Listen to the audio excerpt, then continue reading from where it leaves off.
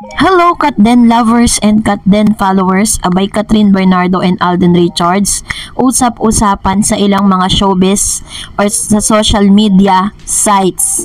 But before that, if you haven't subscribed yet to my YouTube channel, please don't forget to like, share, and subscribe at hit mo na rin ang notification bell for more showbiz updates.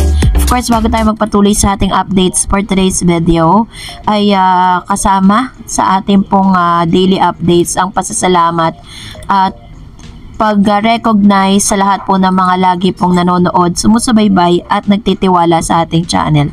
Thank you so much. And for today's video, ito na dahil ang Hello Love Again ni Catherine Bernardo at Alden Richards ay mapapanood this coming January 10 sa Taiwan. Sabi nga doon ay Hello Love Again coming to Taiwan on January 10. Hello Love Again, the highest grossing Filipino film starring Asia multimedia star Alden Richards and Catherine Bernardo will be shown in Taiwan theaters beginning January 10. First shown in Philippine theater in November 2024, Hello Love Again is the first and only movie to gross over ₱1 billion worldwide. So, marami pong mga Pilipino sa Taiwan na talaga namang excited at nilulook forward po nila na makapanood ng Hello Love Again, parang mas excited pa sila dito kaysa dun sa mga ibang movies. Hello Love Again continue the story of Ethan and Joy as they reunite in Canada 5 years after their separation in Hong Kong. When they met in Canada, it seems that Joy had already assumed a new name to represent her new version, Marie.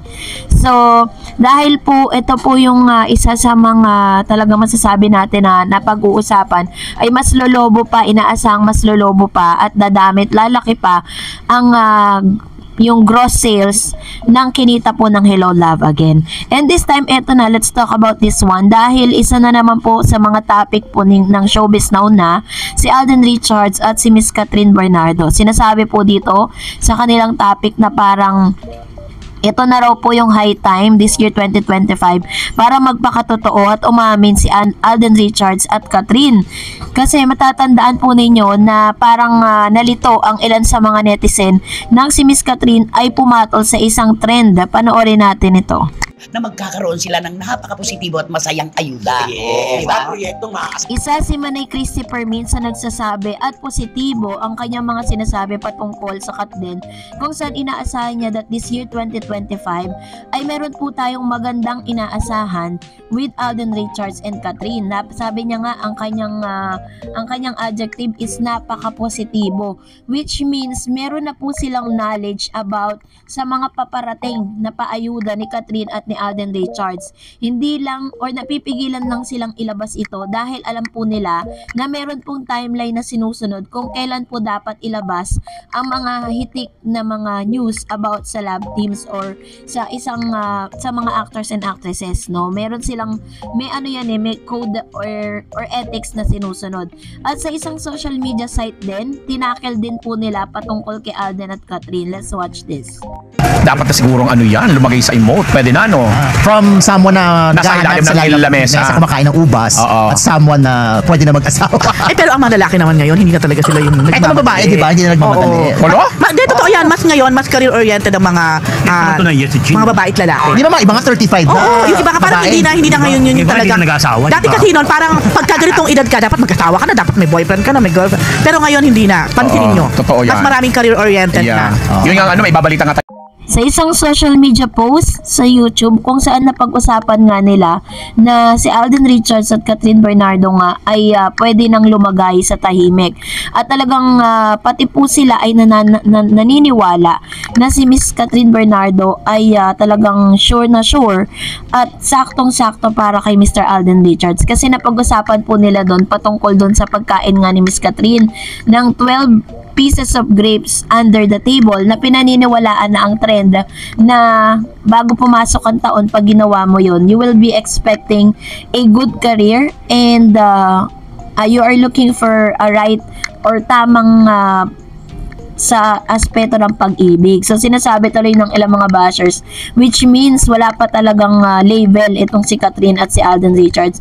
Well, in fact, is according po sa source, wala naman po talagang nagmamadali at wala pong nami-measure kay Alden at kay Catherine. Kung meron mang ligawang nagaganap ngayon at meron mang ongoing relationship silang dalawa, sila na lang po ang nakakaalam nun, 'di ba?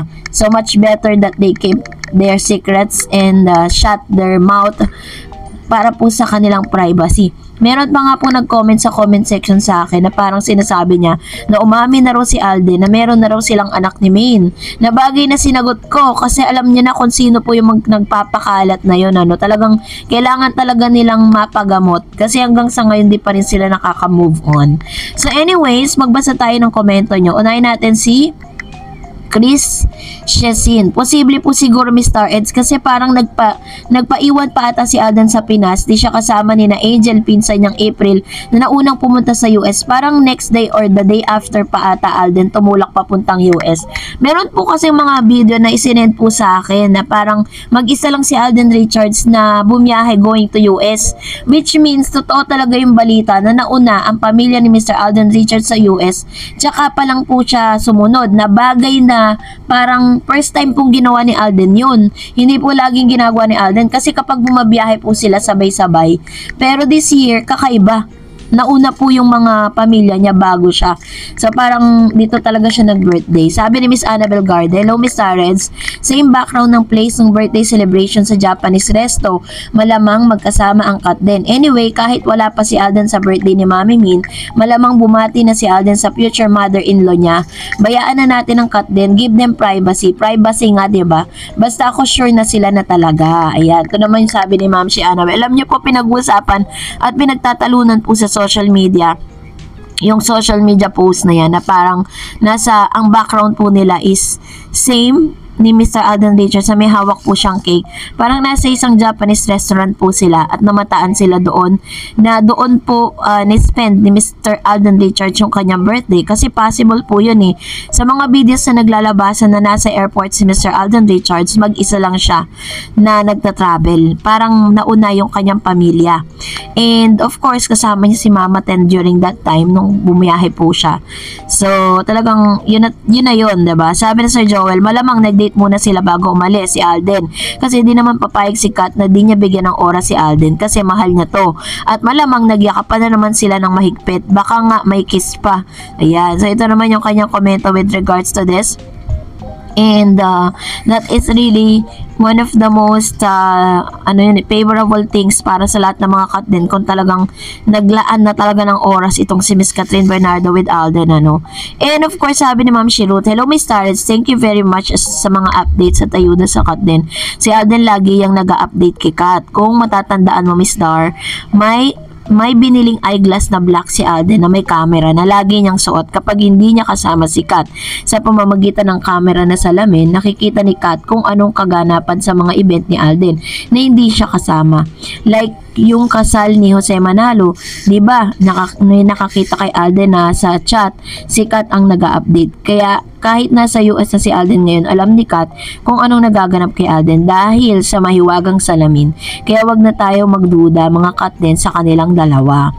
Yung salamin po na yun, 'di ba? Yung sinabi ko po sa inyo, parang it was ano po yan, parang kay sa Meta po yan, product ng Meta, in which hindi mo kailangan gumamit ng phone just to make sure na nakikita or parang updated yung kausap mo, no? Parang may earphones lang yan eh.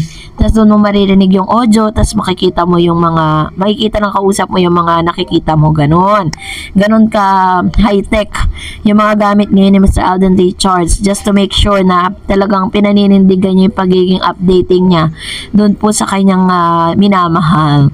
And thank you for sa lahat ng inyong mga komento. And that's it for today. For more videos and updates, please don't forget to like and subscribe. And please don't forget to follow my Facebook page, Dar Eds TV. God bless everyone!